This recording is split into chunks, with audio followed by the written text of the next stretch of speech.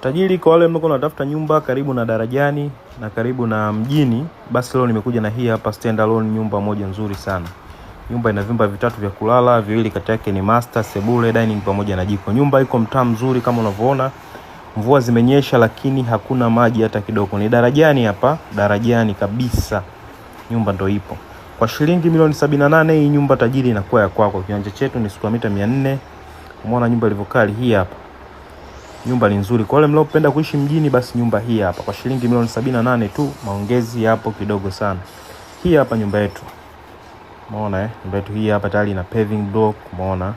Nyumba ina milango miwili, umeona hili baraza la jikoni. Huu ni upande wa nyuma, sehemu ya kufulia nini. Nyumba hii hapa, nyumba moja nzuri sana.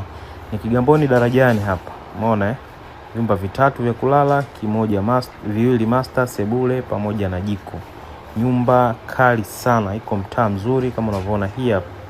Inajitegemea ndani na fence. Ngoja tuingie ndani uone nyumba ilivyo kali.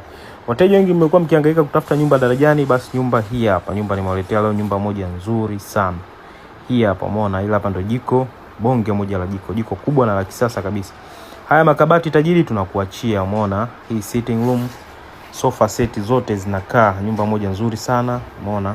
Full feni, nyumba imenyoka sana. Hii ni corridor. Umeona hiyo public toilet, chumba cha kwanza, cha pili, cha tatu. Master kubwa ni ile kule.